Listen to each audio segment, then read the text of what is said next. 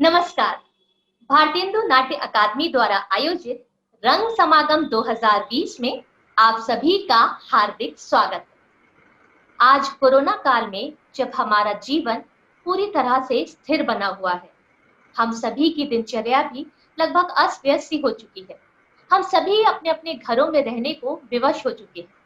तो ऐसे समय में हमारे माननीय राज्य मंत्री स्वतंत्र प्रभार संस्कृति विभाग उत्तर प्रदेश शासन श्री नीलकंठ तिवारी जी की प्रेरणा से प्रमुख सचिव श्री मुकेश कुमार मेश्राम जी, निदेशक एवं विशेष सचिव संस्कृति विभाग उत्तर प्रदेश शासन श्री शिशिर जी के मार्गदर्शन में हमारी अकादमी एक नवीन पहल के साथ आप सभी के समक्ष उपस्थित है, लेकर रंग समागम 2020।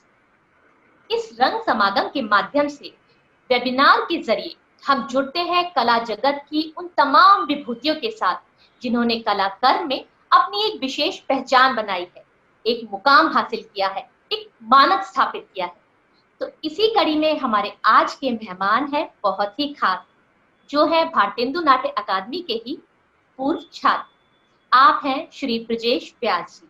तो आइए जुड़ते हैं कार्यक्रम में श्री ब्रजेश व्यास जी से। ब्रजेश सर, भारतेंदु नाट्य अकादमी द्वारा आयोजित रंग समागम 2020 में आपका हार्दिक स्वागत है। नमस्कार सर, आशा करते हैं कि इस कोरोना काल में आप और आपका परिवार सकुशल अपने घर पर होगा। बहुत अच्छे हैं और मेरी फैमिली भी स्वस्थ है और अच्छी है। आप लोग भी अच्छे होंगे, मैं शुभकामना करता हूँ आप लोग के लिए भी। सर, सबसे पहले हम जानना चाहेंगे कि आपका जन्म कहाँ हुआ, आपकी शिक्षा दीक्षा कहाँ हुई, फिर लखनऊ कैसे आना हुआ और लखनऊ के बाद मुंबई तक का सफर कैसा रहा। मैं बलिया का रहने वाला हूँ और इलाहाबाद में पढ़ने आया था। और जब मैं पढ़ने आया था तो मैं 11th से इलाहाबाद में पढ़ रहा था। फिर मेरा एडमिशन इलाहाबाद विश्वविद्यालय में हुआ और जब मैं इलाहाबाद विश्वविद्यालय में ग्रेजुएशन कर रहा था तो हमारे यहाँ जो थर्ड ईयर के स्टूडेंट पास आउट होते हैं तो उनका हम विदाई समारोह करते हैं। तो उस समारोह का आयोजन मैं करता था बढ़ चढ़ के। तो एक हमारे सीनियर मुझसे टकराए और उन्होंने बोला कि तुम थिएटर करोगे। तो मैंने बोला कि भैया ये थिएटर क्या होता है। बोले एक्टिंग सिखाई जाती है। तो मैंने कहा, मैं एक्टिंग का नाम सुन के थोड़ा सा उत्साहित हुआ कि एक्टिंग सुन के ही थोड़ा सा ऐसा लगता है कि कुछ है, नई चीज है। तो मैंने बोला मैंने कभी किया नहीं है, कभी जानता नहीं हूँ, कभी देखा नहीं हूँ कि होता क्या है। तो वो मुझे लेके एक थिएटर ग्रुप में गए। उस थिएटर ग्रुप का नाम है समानांतर इंटीमेट थिएटर, जहां पे मैं थिएटर करना शुरू किया और वहां पे 4 साल में थिएटर करता रहा उनके साथ। मैं उस ग्रुप का सचिव भी बन गया। तो मैं थिएटर और रिहर्सल और नाटक कम करता था, बैक स्टेज के ज्यादा काम करता था। जैसे रिहर्सल में चाय पिलवाना, ब्रेड बटर खिलाना, उस जमाने में यही होता था। और कैसे कैसे लोगों की कॉस्ट्यूम अरेंज करना, कैसे प्ले होगा, सारी व्यवस्था में बड़ा इन्वॉल्व रहता था। तो धीरे धीरे वहां पे करते करते 3-4 साल हुआ तो मुझे किसी ने बोला कि तुम्हें पता है कि थिएटर की ट्रेनिंग भी होती है। तो मैंने कहा अच्छा उसमें क्या होता है, मैंने पूछा। तो बोले कि वहां से पढ़ने के बाद ना लोग बड़े बड़े एक्टर बनते हैं। तो जैसे एनएसडी का नाम लिया उन्होंने, बीएनए का नाम लिया, तो मैंने एनएसडी दिया। मेरा एनएसडी में हुआ भी था, प्री मैंने क्वालिफाई किया था, मेन में नहीं हुआ था मेरा। 3 दिन के वर्कशॉप में मेरा नहीं हुआ था। फिर मैंने बीएनए दिया, बीएनए में मेरा हो गया। बीएनए में आने के बाद एक्चुअली थिएटर सीखा हमने। पहले तो हम थिएटर करते थे, एमेच्योर थिएटर करते थे, कैसे होता है क्या होता है, लेकिन एजुकेशन के साथ थिएटर सीखा हम लोगों ने बीएनए में।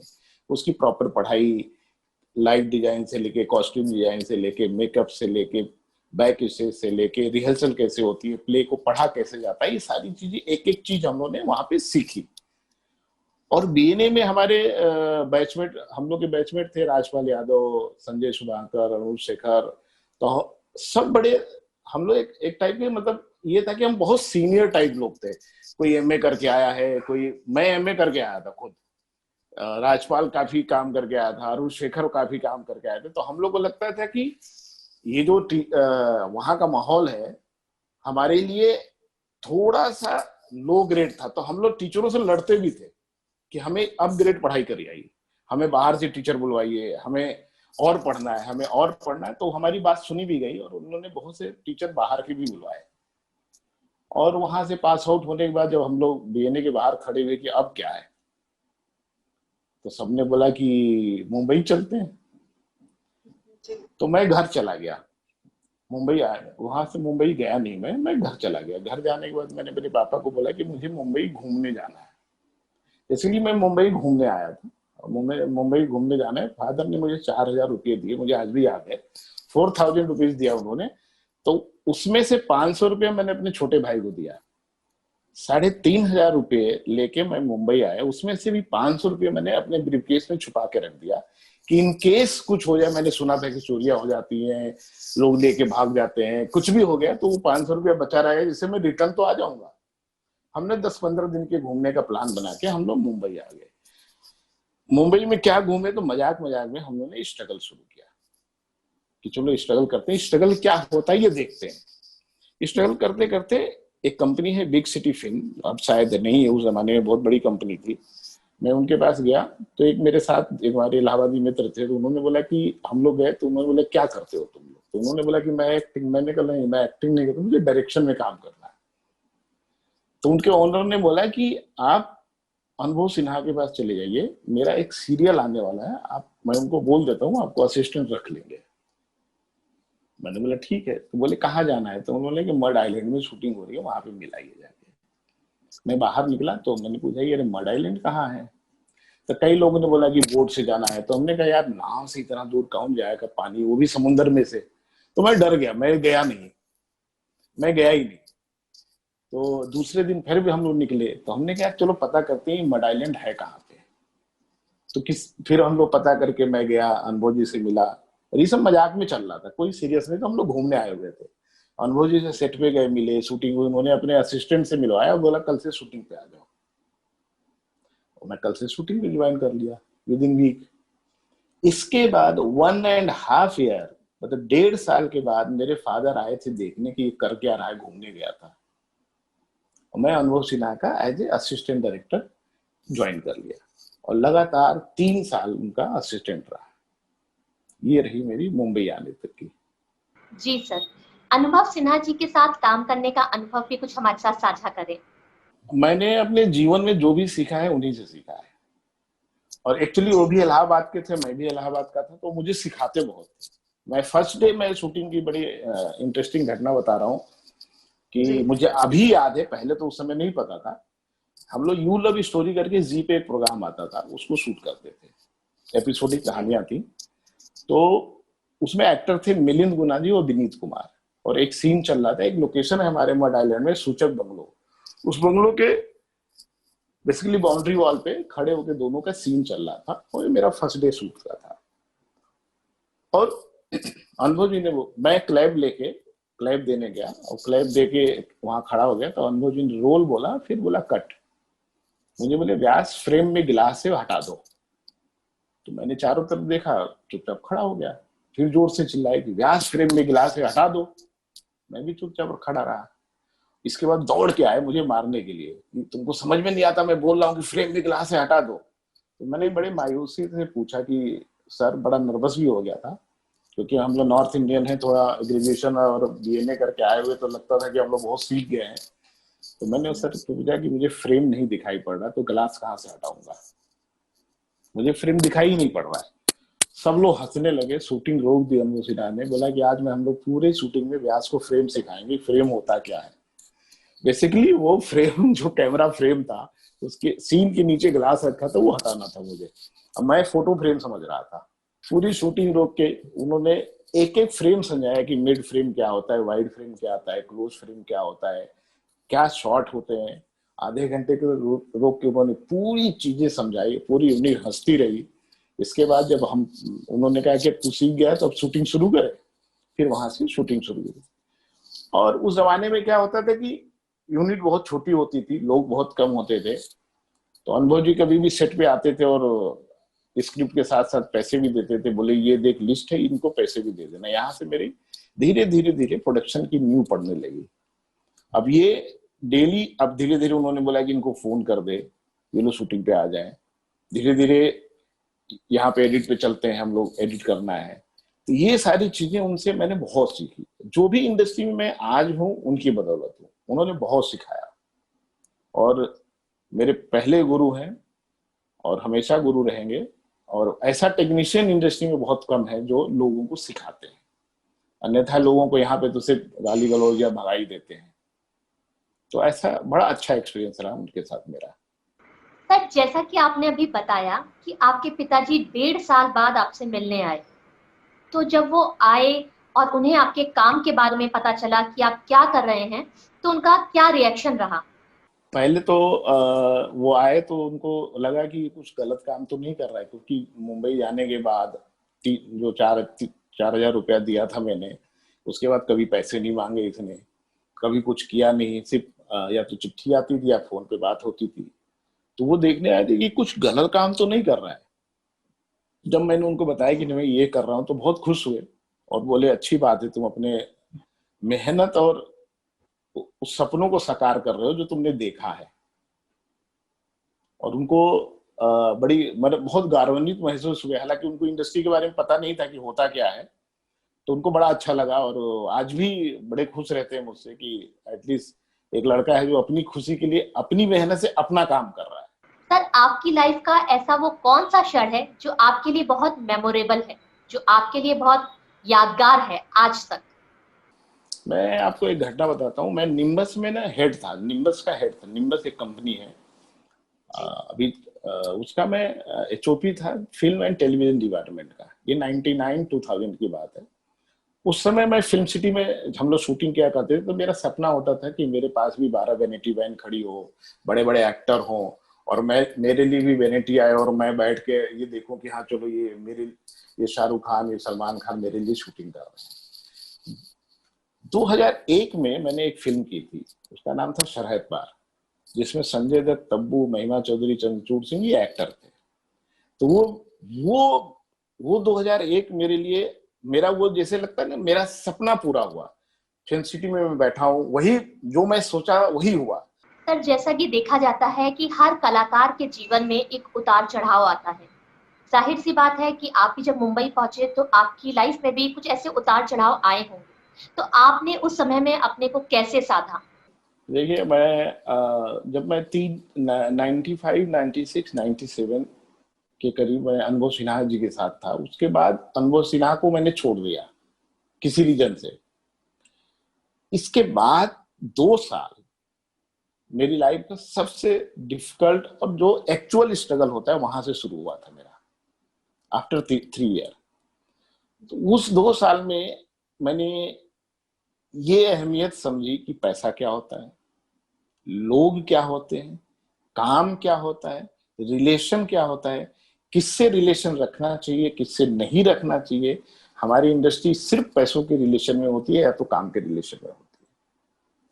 वो 2 साल मुझे ये सिखाया और उस 2 साल की सीख से आज 2020 में हम कोरोना के कॉल में भी बैठे हुए हैं, फिर भी मैं काम करता रहा। मैं पीछे मुड़ के नहीं देखा, क्योंकि मैंने वो 2 साल सीखा कि होता क्या है। उस 2 साल में आपकी अपनी परछाई नहीं पहचान रही थी, लोग तो दूर की बात है। ये इंडस्ट्री है हमारी, जब आप कुछ नहीं है तो आपको कोई नहीं पहचानता। तो उस 2 साल में मुझे बहुत सिखाया और सबसे इंपॉर्टेंट सिखाया पैसा, पैसे की अहमियत और पैसे कैसे बचाए जाते हैं। आप, क्योंकि इस इंडस्ट्री में हमारी कोई फिक्स नहीं है, तो आपको अपने लिए हर चीज बचा के रखना है। तो कैसे आपको जीवन जीना है, कैसे नहीं जीना है, कैसे हमारे बहुत सारे बच्चे अभी बीएनए से हो चाहे कहीं से भी आते हैं, उनको पैसा मिलता है तो चकाचौंध में फंस जाते हैं और बाद में उनको पछतावा होता है, अरे ये मैं क्या कर रहा हूँ। तो मैं सबको यही बोलता हूँ, जो भी मिलता है सबको यही बोलता हूँ कि भाई पैसा कमाओ। अगर 1 रुपया कमाते हो तो 25 पैसा अपने लिए बचा के रखो, वो आगे तुम्हें काम आएगा। इसी के तहत हम लोगों ने मुंबई में बी पॉजिटिव एक संस्था बनाई, जिसकी संस्था जो मैं ही चलाता हूँ एक तरीके से। उसकी शुरुआत भी मैंने की थी और आज 20 साल के करीब हो गया चलाते हुए। तो उस संस्था में भी हम लोग यही सबको बोलते हैं। ये संस्था की एक मई में हम लोग 1 मई की मीटिंग रखते हैं और सबको यही राय देते हैं और सुझाव देते हैं कि भाई कमाओ, बट खर्चो उतनी जितनी तुम्हें जरूरत है। जब तुम कुछ बन जाओगे तो जो मर्जी है करो, बट क्या है कि मुंबई जैसे शहर में आपको कोई अपना नहीं है। जब आप किसी से भी कुछ भी बोलोगे वो आदमी मुंह मोड़ लेगा। बट आपके पास पैसे हैं तो आपके साथ दोस्त है, नहीं है तो नहीं है। ये बहुत सच्चाई की बात बता रहा हूँ। ये मैंने 26 साल हो गए मुझे मुंबई में काम करते हुए, 25 साल के करीब, 95 से जोड़िए तो मैंने ये देखा है। सिर्फ रिलेशन यहाँ काम का है और कोई रिलेशन नहीं। हमारे बैच के लोग हैं जो हम लोग जुड़े हुए हैं आपस में, चाहे अरुण हो, चाहे संजय हो, चाहे राजपाल हो, हम एक घरेलू फ्रेंड हैं। इसके अलावा कोई नहीं है, सब काम के दोस्त हैं। काम है तो सब दोस्त है, नहीं है तो नहीं है दोस्त। बहुत सिंपल है यहाँ का। सर, आपने अभी बताया कि आपके 2 साल काफी संघर्षपूर्ण रहे, तो उस समय में आपके कौन से मित्र आपको याद आते हैं जिन्होंने उस समय पे आपका साथ दिया? और बी पॉजिटिव के बारे में हमें कुछ और विस्तार से बताएं कि किन विचारों को लेकर उसकी बुनियाद रखी गई?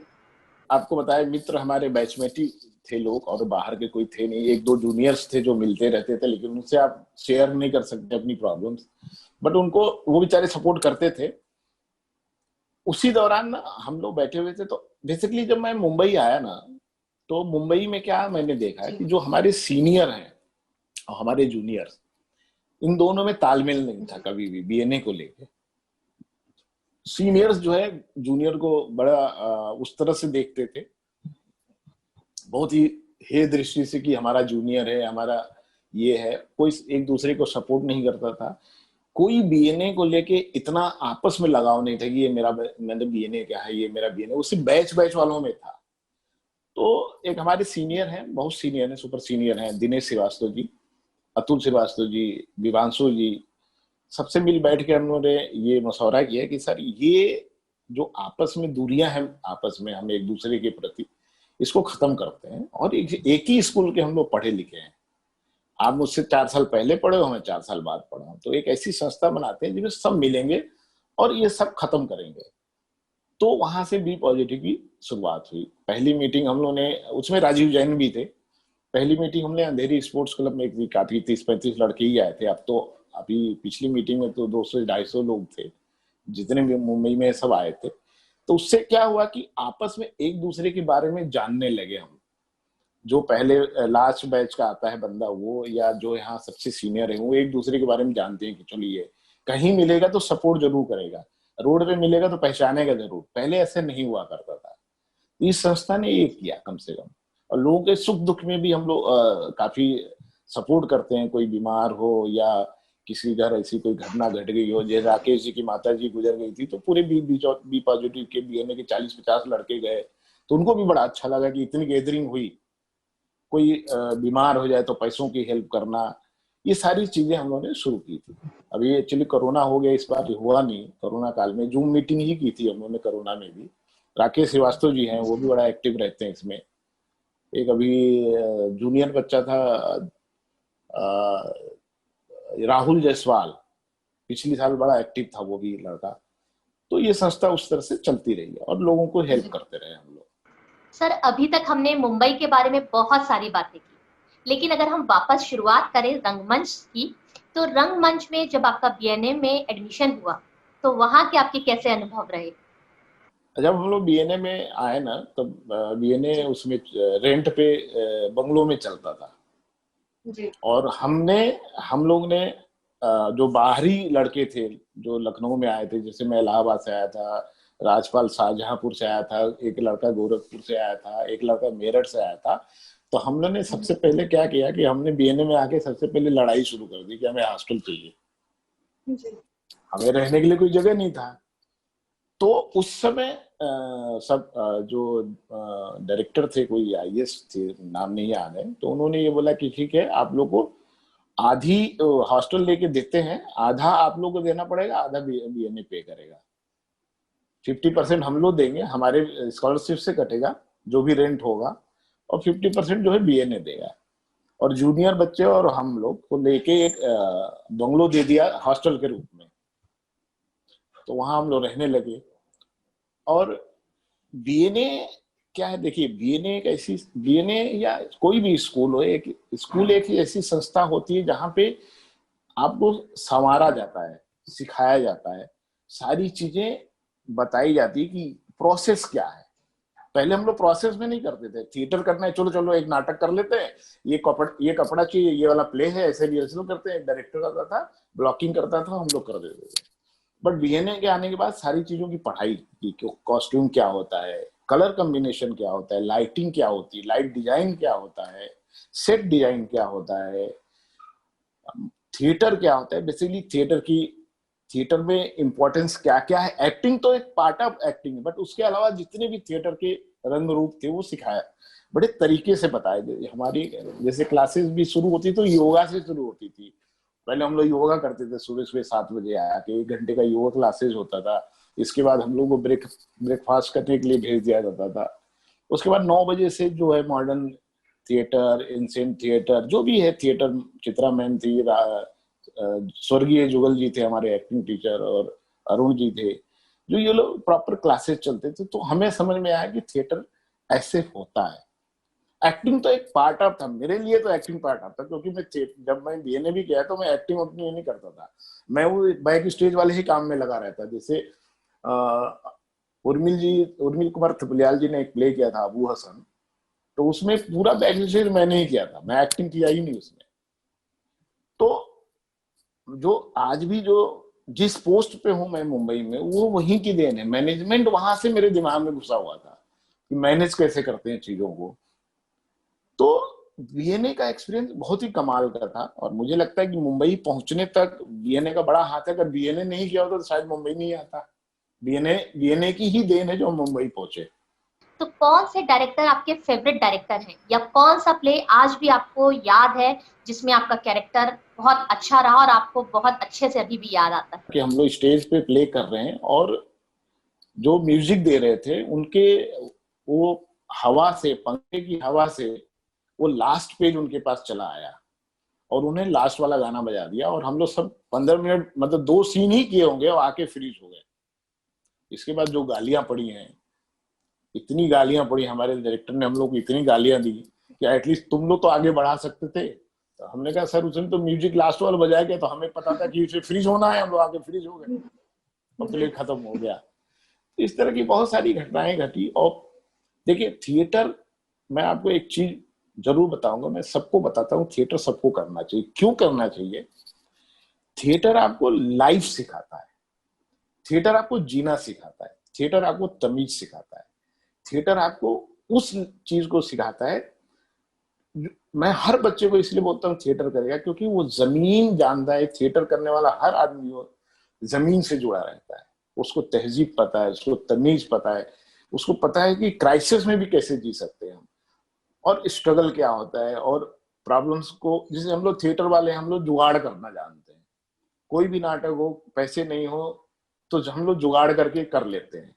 आज मैं अगर मुंबई इंडस्ट्री में सक्सेस हूं तो वो थिएटर की देन है, क्योंकि यहाँ पे सो कॉल्ड जो लोग हैं, जो मास मीडिया से पढ़ के आए हैं, हम लोग थिएटर पढ़ के आए हैं, तो हम लोग को जुगाड़ पता है, उनको नहीं पता है कि डंडे की, मतलब अगर ये चाहिए तो इसका ऑप्शन क्या हो सकता है, वो ऑप्शन थिएटर वाला दे सकता है कि अरे इसकी जगह पे ये यूज कर लो यार, वही इंपैक्ट देगा।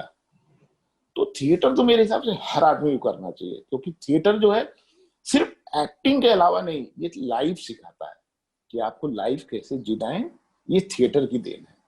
और थिएटर ही, इसलिए मैं, मतलब थिएटर को इतना मानता हूं, हर बच्चों को यही बोलता हूं कि प्ले करो, नाटक करो। नाटक से क्या होता है, आप ये सीख जाते हो कि आपको जीना कैसे है। ये है थिएटर की देन। आज कोरोना टाइम में हमारे बहुत सारे युवा कलाकारों के साथ उनकी लाइफ में भी बहुत उथल पुथल हो रही है, तो अपने मन को मजबूत बनाए रखने के लिए उन्हें क्या करना चाहिए? ऐसे में आप उन युवा कलाकारों को क्या सुझाव देना चाहेंगे? देखिए जैसे मैं अपने बारे में बताऊं तो मैंने इस कोरोना काल में पढ़ना और लिखना सीखा, जो छूट गया था मेरा। तो सबसे बढ़िया है कि आप पढ़िए। पढ़ने से क्या होता है, आपकी दिमागी स्थिति ठीक रहेगी, आपको नई चीज मिलेगी। अगर लिखने का शौक हो तो लिखिए। लिखने से क्या है कि आपके दिल की भड़ास निकल आएगी। देखिए कोरोना में फ्रस्ट्रेशन या डिप्रेशन में जाने के बजाय इसको प्लस ले लो ना, कि चलो हमने 18 साल काम किया, मुझे 4 महीने की छुट्टी मिल गई, जो मेरा शौक है मैं उसको करता हूं। तो इस तरह से भी लेना चाहिए। तो मैं सबको यही बोलूंगा कि कोरोना में कोई, देखिए कोरोना नो डाउट, कोरोना में बहुत लोगों को नुकसान दिया है, बट अब ये हम मान के चले कि ये नुकसान है तो नुकसान ही होगा। अब इसको पॉजिटिव भी ले सकते हैं कि चलो भाई ठीक है, अब ये तो हमें पता है कि ये जब तक इसकी दवा नहीं आएगी तब तक ये ऐसे ही चलना है, तो इसको कैसे जीना है।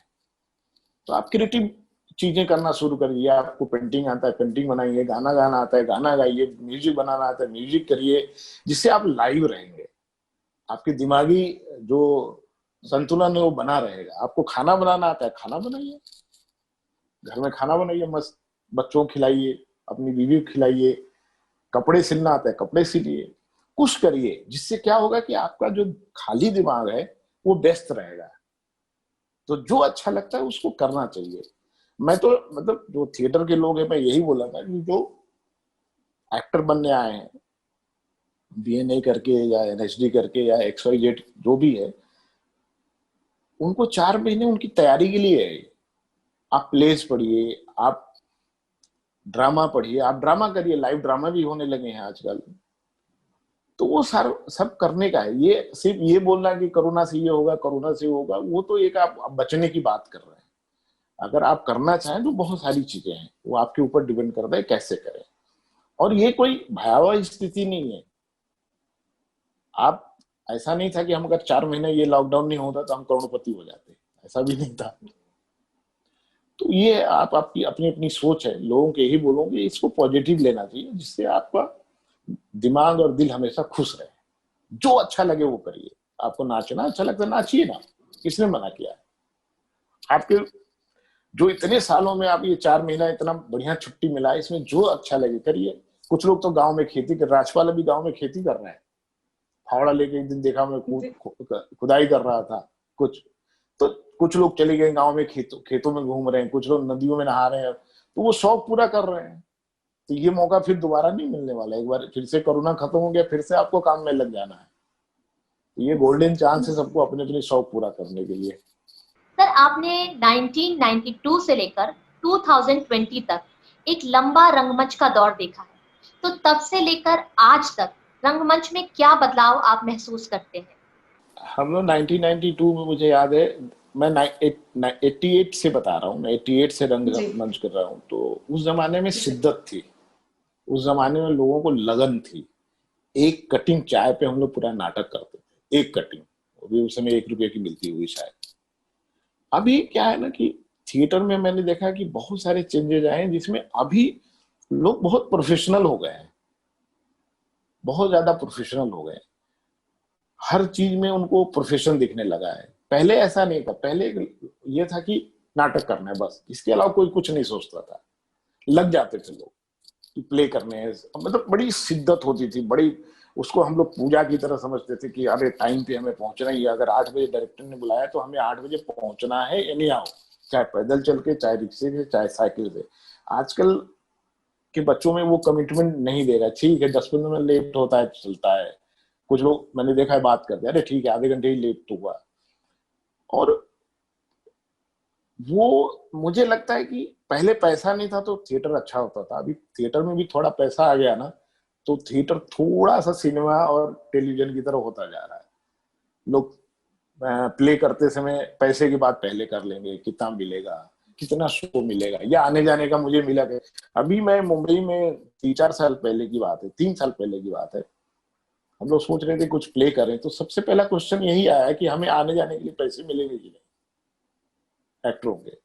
तो पहले ऐसा नहीं था। फिर या शो होगा तो कितना मिलेगा हमें। तो ये थोड़ी सी टेंडेंसी जो आ रही है ना, तो जो एक्चुअल थिएटर है, जो रंगमंच हम लोग जिसको बोलते हैं, वो कहीं धीरे धीरे गुम होता जा रहा है इस कमर्शियल ईगो में, मुझे लगता है। फिलहाल किसी को लगता हो या न लगता हो, बट मुझे लगता है।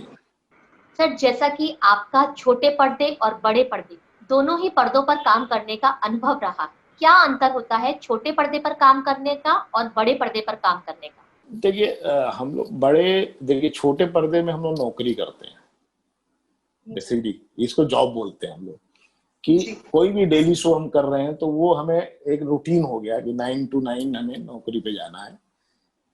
बड़े पर्दे का फिल्मों का क्या है कि आपको बहुत शॉर्ट ड्यूरेशन में अच्छा काम होता है, उसमें प्रेशर नहीं होता टेलीकास्ट का कि ये टेलीकास्ट होना है या ये होना है। हम जैसे रूटीन बन गया, आपको जाके शूट करना है, 9 to 9 शूट करना है, डेली शो पे टेलीकास्ट होना है इसका।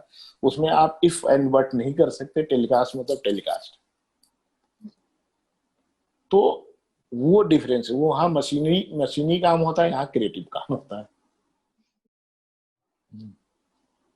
और मैं एक चीज एक बेसिकली थिएटर की बात आप कर रही थी तो मुझे एक ये ध्यान आया कि आजकल मैंने बहुत दिनों से मैं देख रहा था, पढ़ भी रहा था बहुत सारी चीजें। तो आजकल ना थिएटर में जो सो कॉल्ड बुद्धिजीवी है ना, जो बोलते हैं कि मैं थिएटरिस्ट हूँ, 40 साल से थिएटर कर रहा हूँ, कोई बोलता है 50 साल से थिएटर कर रहा हूँ, कोई बोलता है कि मैंने तो इतना काम कर लिया। बट मैं उनको देखता हूँ, वो सब झूठ बोल रहे होते हैं, वो सिर्फ पैसे के लिए सब बोलते हैं। आप जो भी कोई भी इस तरह की बात करता है तो मैं पूछना चाहता हूं उनसे कि अगर आपने 40 साल थिएटर कर लिया तो आपको बताने की क्या जरूरत है कि मैंने 40 साल थिएटर कर लिया या मैंने 50 साल कर लिया। ये तो पब्लिक जानती है ना आपको, अगर आपने अच्छा काम किया होता तो पब्लिक जानती। तो कुछ पैरेलल इस तरह के लोग भी हैं थिएटर में, जो थिएटर कम करते हैं, और वो कहावत है ना, थिएटर में भी झोला और कुर्ता और सदरी पहन के कि मैं थिएटर करता हूँ। इस तरह के लोग भी हैं जो थिएटर को एक्चुअली बदनाम कर दिए हैं। जी सर, बिल्कुल सही बात कही आपने। सर, जैसा कि अभी आपने थोड़ी देर पहले बताया कि अरुण शेखर जी आपके बहुत अच्छे मित्र रहे, तो उनके साथ कोई एक मजेदार किस्सा या घटना जो आपको बहुत याद आती हो, जो आप हमारे साथ बांटना चाहें? जब वो लोग मुंबई आए ना, जी। अरुण शेखर और संजय एक साथ मुंबई आए। मैं 3 महीना पहले मुंबई आ चुका था उनसे। तो मैं, मेरी वाइफ, मेरी एक बेटी थी और अरुण शेखर, हम लोग एक ही रूम में पर्दा लगा के रहते थे। एक ही रूम में, मतलब सिंगल रूम में आधे में पर्दा लगा के, इधर अरुण शेखर और संजय सोते थे, मैं और मेरी वाइफ इधर सोते थे। और एक मेरी वाइफ खाना बनाती थी, हम लोग खाना वाना खाते थे, सब स्ट्रगल करते थे। 1 1.5 महीने हम लोग साथ में थे, एक हस्बैंड वाइफ, और सेम फर्श पे बगल में 2 बैचलर दोस्त हो रहे हैं। तो आप सोचो क्या सिचुएशन होती है, कितना awkward होता है या कितना वो होता है, मुश्किल होता है। फिर भी हम लोगों ने 1 महीने गुजारे, एक दूसरे की हेल्प की, और इसीलिए आज इतने करीब हैं। क्योंकि उस जमाने से हमारी स्कूल टाइम से दोस्ती थी, लेकिन मुंबई आने में कुछ ज्यादा गहरी दोस्ती हो गई। एक दूसरे के साथ रहना, मिलना, एक दूसरे की हेल्प करना, एक दूसरे की समस्याओं में, या एक दूसरे की फैमिली कार्यक्रम हो या कोई भी ऐसी चीज हो, एक दूसरे के साथ हम लोग शेयर करते हैं। अच्छा लगता है, क्योंकि मुंबई में और कोई प्रोफेशनल रिलेशन के अलावा कोई बचा ही नहीं है। 2 4 ही अपने बैचमेट है जिसे आप अपनी पर्सनल चीजें शेयर कर सकती हैं। सर, आज के समय में देखा जाए तो हर रंगमंच के कलाकार में बड़े पर्दे पर काम करने की होड़ सी लग गई है, तो रंगमंच उनसे फिर कहीं छूट सा जाता है। तो इस बारे में आपका क्या कहना है? मुझे जो लगता है कि जो ये सोचता है कि थिएटर से कुछ नहीं होता है या थिएटर को दरकिनार करना चाहिए, एक्चुअली बेस थिएटर ही है। बेस, आप चाहे फिल्म में एक्टर बनना है, टेलीविजन एक्टर बनना है, आपको कॉन्फिडेंस, आपको एक्टिंग, आपको बोलना, आपको चलना, थिएटर ही सिखाता है। तो थिएटर बहुत अनिवार्य है। ये जो लोग बोलते हैं निगेटिव, थिएटर कुछ नहीं देता, थिएटर में पैसे नहीं है, बट थिएटर जो देता है आपको पता ही नहीं चलता, आपकी पूरी लाइफ दे देता है वो। आपको बाद में रियलाइज, आप कुछ बन जाओगे तब रियलाइज करोगे कि यार मैंने थिएटर किया था तब ये मैं बना हूं। मैं बोल रहा हूँ ना कि मैं अगर बीएनए नहीं करता तो शायद मुंबई नहीं आता। ये बीएनए और थिएटर की देन है कि मैं मुंबई में हूँ और इतना काम कर रहा हूँ या पैसे कमा रहा हूँ, जो भी है उन्हीं की देन। तो इसको जो ये बोलते हैं वो गलत बोलते हैं। देखो, स्टार सन तो है नहीं हमारे थिएटर वाले की, चलो स्टार सन इनको लॉन्च कर देगा कोई। जो अच्छे एक्टर आज भी सिनेमा में भी है ना, तो थिएटर के ही लोग, चाहे मनोज वाजपेयी हो, चाहे नवाज हो, चाहे राजपाल यादव हो, चाहे पंकज त्रिपाठी हो, जिनकी अच्छे एक्टर की गिनती होती है, चाहे नजीर साहब हो, चाहे आपके जो भी एक्स वाई जेड, आप थिएटर के जितने भी बड़े एक्टर उठा के देख लो, जो अच्छे एक्टर वो थिएटर से ही है। किसी हीरो को कोई अच्छा एक्टर नहीं बोलता, ये एक्टर है, इनको बोला जाता है ये आर्टिस्ट है, कि इन्होंने थिएटर किया हुआ है तभी इतने अच्छे एक्टर बने हुए हैं। तो थिएटर मेरे हिसाब से सबको करना चाहिए, और थिएटर ही एक ऐसी चीज है जो आपकी नींव को मजबूत करता है। सर, यहाँ एक बात और पूछना चाहूंगी आपसे कि लोग अभी भी फिल्म का टिकट खरीदने में तो कुछ नहीं सोचते, लेकिन नाटक का टिकट लेने से अभी भी बचते हैं। तो इस बारे में आपके क्या विचार हैं? ये हमारी भी कहीं ना कहीं कमी है। हमें प्ले थिएटर, मुझे याद है हबीब तनवीर जी का एक प्ले होता था, जिन लाहौर नहीं देखा। वो प्ले कभी मैं तो देखा हूँ हबीब जी का प्ले, वो ऐसा लगता तो सिनेमा दिखा रहे हैं, पूरी मार्केट क्रिएट कर देते थे। बट बात, हम लोग इमेच्योर थिएटर जो करते हैं ना, वो उसको उसका लेवल थोड़ा बढ़ाना चाहिए। भाई देखिए क्या है कि आपको कहीं ना कहीं कॉमर्शियल, अगर कॉमर्शियल लेवल पे थिएटर बनाना है, कॉमर्स कमाना है या पैसे कमाने हैं, तो आपको देना भी उस लेवल का पड़ेगा। तो अब जैसे मेच्योर थिएटर वाले हैं बेचारे, वो गरीब लोग बेचारे गरीबी में जो करते हैं, उनकी मजबूरी है, तो उनको देखने के लिए लोग नहीं आते। उसका रीजन यही है कि उनको लगता है कि अरे क्या देखे। आज जितना भी आप श्री राम सेंटर के प्ले उठा के देख लीजिए, एनएसडी के प्ले उठा के देख लीजिए, लोग देखते ही है ना, दिल्ली में भी देखते हैं, हाउसफुल जाते हैं प्लेज उनके। तो उस लेवल पे हमें काम करना चाहिए, नीचे वाले को भी, कि हम प्ले को भी कम, अगर हमें पैसे कमाने हैं तो उस लेवल पे खड़ा करना पड़ेगा उसको। जी सर, बहुत ही सही बात कही आपने, और हम उम्मीद करते हैं कि जो भी इस कार्यक्रम को सुन रहे हैं, हमारे वो सभी कलाकार इन सभी बातों से जागरूक हुए होंगे।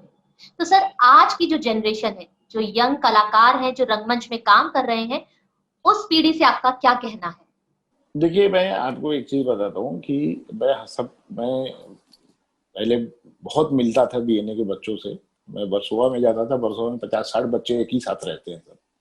मैं उनको एक ही चीज बोलता था कि तुम्हारे माँ बाप ने अगर ग्रेजुएशन के बाद, तुम ग्रेजुएशन के बाद बीएनए की हो, इट मीन्स तुम पीजी हो, पोस्ट ग्रेजुएट के लेवल पे हो, और यहाँ पे आके तुम इस तरह से स्ट्रगल कर रहे हो, तुम लोग अपने ऊपर कुछ काम नहीं कर रहे हो, रूम में पड़े रहते हो, सब लोग सोए रहते। देखो कि सुनेंगे तो उनको बुरा भी लगेगा, बट मैं सही बोल रहा हूँ। मैं ये बोलता हूँ कि डॉक्टर एक डॉक्टरी छोड़ देगा, प्रैक्टिस करना छोड़ देगा, तो मरीज नहीं आएंगे उनके पास। बहुत सिंपल उदाहरण है। अगर मुझे अच्छा डॉक्टर बना रहना है तो मुझे नर्स डिस्पेंसरी खोलनी है, मुझे रोज मरीज देखना है।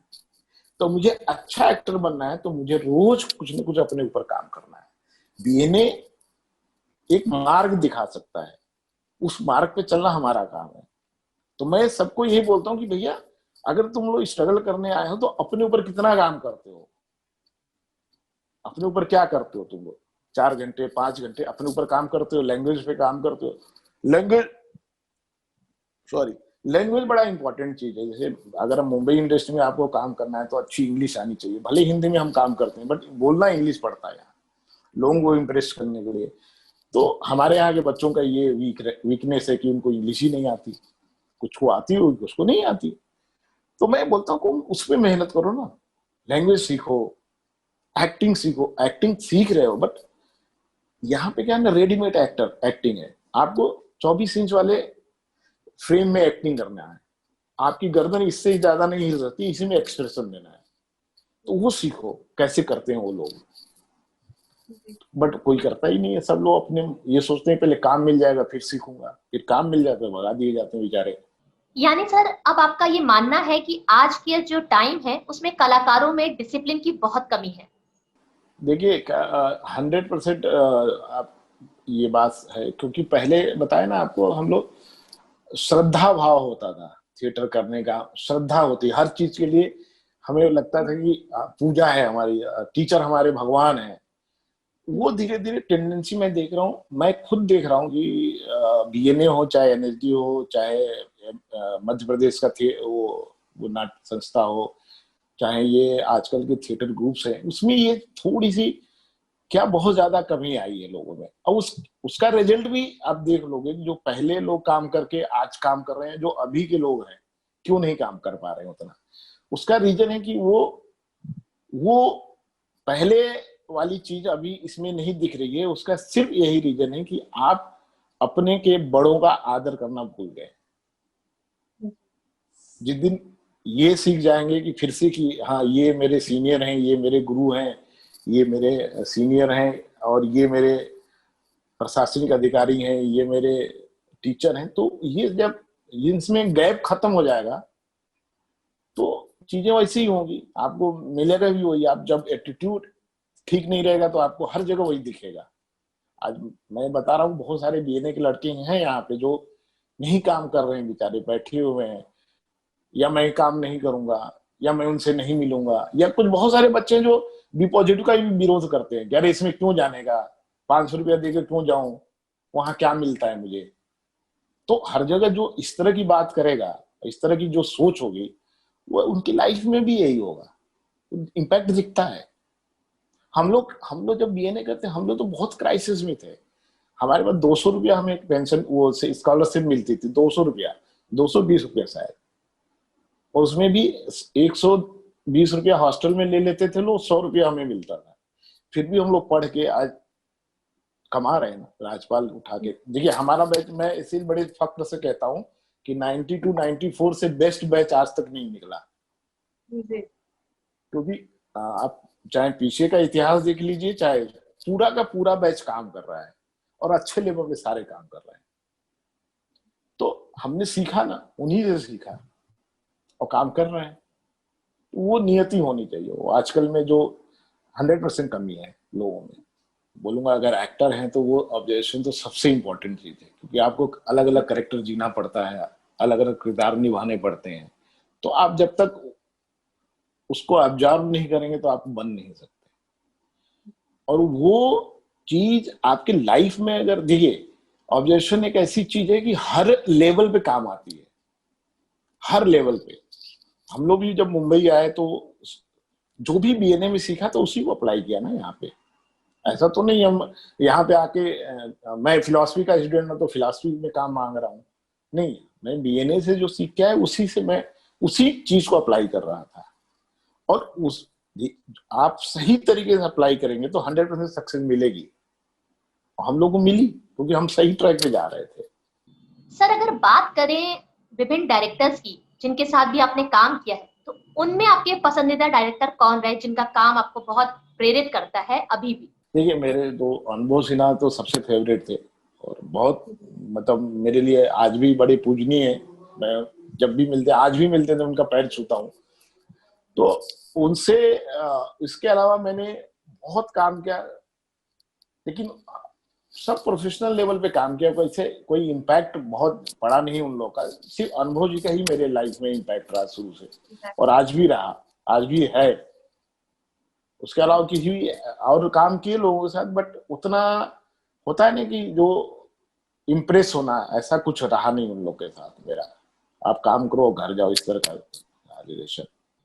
सर जब से आप बीएनए से पास आउट हुए तब से मुंबई में आप लगातार काम कर रहे हैं, तो ये काम करने की जो ललक है, जो जुनून है, ये कैसे अब तक बरकरार बना हुआ है?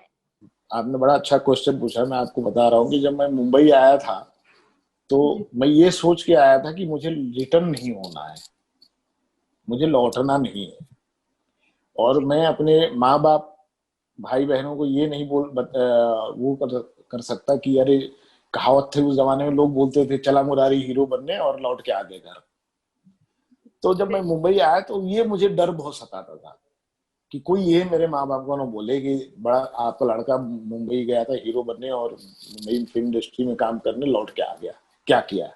उस डर ने मुझे स्टेब्लिश कर दिया, उस डर ने। और मैं आज भी सबको यही बोलता हूँ, हम लोग के पास क्या है, नाम नहीं है, पैसा नहीं है, हम किसी फैमिली बैकग्राउंड से नहीं है, हमारे पास सिर्फ एक चीज है, ईमानदारी और मेहनत, जिसके बल पे आपको टिका रहना है इस इंडस्ट्री में। ये मंत्र मैं सबको बोलता हूँ, यही एक मंत्र है, मेहनत और ईमानदारी। अगर आप मेहनत और ईमानदारी से काम करेंगे तो आपको हमेशा काम मिलेगा और आप हमेशा अच्छा काम करेंगे और लोग आपको बुलाएंगे। ये मेरा एक्सपीरियंस है, पर्सनल एक्सपीरियंस है। आज मैं 25 साल से हो गया, सिर्फ बीच में 1-1.5 साल काम नहीं किया, 2 शुरुआती दौर में।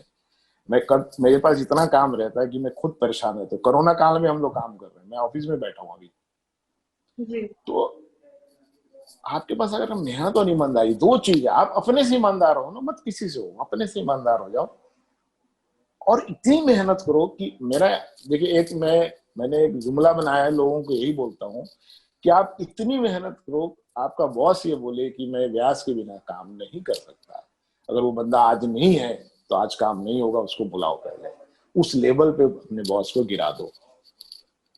यही मेरा, हर आदमी से यही बोलता हूँ, इस लेवल पे काम करो, आपको सक्सेस मिलेगी। सर, हम उम्मीद करते हैं कि हमारे रंगमंच के जो नए साथी हैं उन्हें आपकी बातों से बहुत प्रेरणा मिल रही होगी। तो सर, इतना सब काम करके जब आप वापस अपने गांव गए तो घर वालों का कैसा रिएक्शन रहा? बड़ी मजेदार बात बताता हूँ आपको, मैं अपने पुश्तैनी गांव आज तक नहीं जा पाया मुंबई आने के बाद।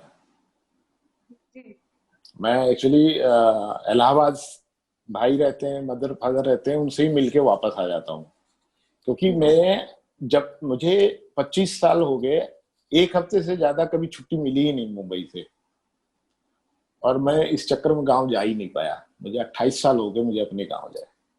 मैं 20 साल की उम्र में, 20-22 साल की उम्र में गांव गया था, इसके बाद आज मैं 50+ हूँ, फिर भी नहीं गांव नहीं जा पाया। गांव जाऊंगा, एक बार जाना है, मुझे जरूर जाना है, बट इतनी व्यस्तता, एक्चुअली हमारी इंडस्ट्री का यही एक माइनस पॉइंट है कि हम लोग जब काम करते हैं तो इतना व्यस्त हो जाते हैं कि सब भूल जाते हैं। तो ये लगातार सिलसिला चलता रहा। मैं इलाहाबाद 3 साल हो गया नहीं गया, इलाहाबाद 3 साल हो गया नहीं जा पाया। तो वो अब है, इस इंडस्ट्री का ऐसी यही नियति है काम का। सर, ऐसे लोगों के बारे में क्या कहना चाहेंगे जो कलाकार बनते ही, बड़ा काम मिलते ही अपने घर परिवार को भूल जाते हैं? नहीं नहीं, वो गलत सोचते। देखिए मैं बताऊं, भले मैं गांव नहीं जा पा रहा हूँ, घर नहीं जा पा रहा हूँ, लेकिन दिन में 2 बार माँ बाप से बात जरूर करता हूँ, मैं भाई बहन से बात कर लेता हूँ। तो ये गलत है कि वो सोचते हैं कि माँ बाप या भाई बहन या वो कुछ भी नहीं है, मैं ही जो भी हूँ, आज जो भी है उन्हीं के आशीर्वाद या उन्हीं के देन है जो है। और जो हमेशा, जो आप उठा के देखिए, जो सक्सेसफुल आर्टिस्ट है या जो सक्सेस कोई भी आदमी है, वो अपनी जड़ों से जुड़ा है तो ही सक्सेस है। उसके साथ सबका आशीर्वाद रहता है, अकेले कोई कुछ नहीं कर सकता। यहाँ अब हम साक्षात्कार के अंतिम चरण में हैं। सर, संस्कृति विभाग उत्तर प्रदेश शासन के उच्च अधिकारियों के प्रोत्साहन से श्री रमेश चंद्र गुप्ता जी, निदेशक भारतेंदु नाट्य अकादमी की इस पहल यानी रंग समागम 2020 के बाबत हम आपके विचार जानना चाहेंगे। देखिए मैं बताऊं, ये अच्छा कार्यक्रम है, और गुप्ता जी को मैंने फोन करके पहले बोला भी था कि बहुत अच्छी शुरुआत की है उन्होंने। और बहुत सारे मैंने डायरेक्टर्स देखे बीएनए में, बहुत सारे लोग, कुछ लोग बोलते हैं कि अरे ये थिएटर से नहीं है, ये नहीं है। मैंने सबको यही बोला कि देखिए, ये किसी की तारीफ नहीं है, ये वर्क और सीट की तारीफ है कि जो आदमी प्रशासनिक अधिकारी है, जो आदमी बीएनए से पिछले 20-22 साल से जुड़ा है, वो बीएनए अच्छे से चला सकता है। और जो प्रशासन से, क्योंकि देखिए पोस्ट जो होती है वो प्रशासनिक होती है, डायरेक्टर एक पोस्ट जो होती है वो प्रशासनिक होती है। कोई थिएटर का आदमी डायरेक्टर बन के प्रशासनिक काम नहीं कर सकता, वो तो क्रिएटिव काम में ही जुड़ा रहेगा। बट स्कूल चलाना प्रशासन का काम होता है, तो एक प्रशासनिक आदमी होना बहुत जरूरी है। तो गुप्ता जी को मैं इसीलिए पसंद करता हूँ कि वो प्रशासनिक आदमी है, और मेरे समय वो कलर थे, आज डायरेक्टर हैं। तो बीएनए की जर्नी उनसे ज्यादा कौन देखा है। तो गुप्ता जी जो भी कर रहे हैं बहुत अच्छा कर रहे हैं, अच्छा स्कूल चला रहे हैं, उन्होंने बहुत अच्छा काम किया। मुझे बताया भी थे कि मैंने बच्चों की, जो 20 बच्चों की मैंने स्कॉलरशिप करा दी। बहुत बड़ी बात है, किसी थिएटर के डायरेक्टर ने, जो भी डायरेक्टर रहा है, उसने कभी नहीं किया। उन्होंने जो मील बढ़वाई बच्चों की, जो बाहर से टीचर बुलाते हैं, मेरे हिसाब से अच्छा काम कर रहे हैं। और लोगों को तारीफ करनी चाहिए, क्योंकि कोई अच्छा काम करे तो तारीफ करनी चाहिए, न कि पैर खींचो। तो बट है कुछ लोग उसका कुछ नहीं कर सकते, कुछ लोग। अच्छा ये भी है कि एक दो नेगेटिव आदमी भी चाहिए, तभी आदमी अच्छा भी काम करता है। विपक्ष भी चाहिए होता है सरकार चलाने के लिए, विपक्ष बहुत जरूरी है। तो कुछ लोग अगर ऐसे रहेंगे तो हो सकता है गुप्ता जी और अवेयर होके काम करें और अच्छा काम करें। मेरे हिसाब से जब से मैंने, बहुत सारे बच्चे जो गुप्ता जी के समय के आए, सबने मुझे बताया कि दादा बहुत अच्छा काम हो रहा है। और गुप्ता जी अच्छा कर रहे हैं। धन्यवाद सर, आपने इतनी अच्छी जानकारी दी और हम उम्मीद करते हैं कि हमारे जो भी साथी इस कार्यक्रम को सुन रहे होंगे वो इससे अभिप्रेरणा जरूर लेंगे। आपने व्यस्त क्षणों में से हमारे कार्यक्रम के लिए समय निकाला। भारतेंदु नाट्य अकादमी परिवार की ओर से हम आपका हृदय से धन्यवाद करते हैं। तो मुझे भी बहुत अच्छा लगा और आप लोगों को मेरी तरफ से ढेर सारी शुभकामनाएं और आप लोगों का आशीर्वाद भी है। आप लोग अच्छा काम कर रहे हैं और करते रहिए, और इससे बीएनए का भी नाम होगा, स्कूल का भी नाम होगा, और इसके थ्रू हमारे जो बीएनए में अच्छा काम कर रहे हैं उनके बारे में भी पता चलता रहेगा। बहुत बहुत धन्यवाद। और स्पेशली गुप्ता जी को भी मेरी तरफ से तहे दिल से धन्यवाद बोलिएगा। गुप्ता जी ने बहुत अच्छा काम शुरू किया। Thank you so much sir.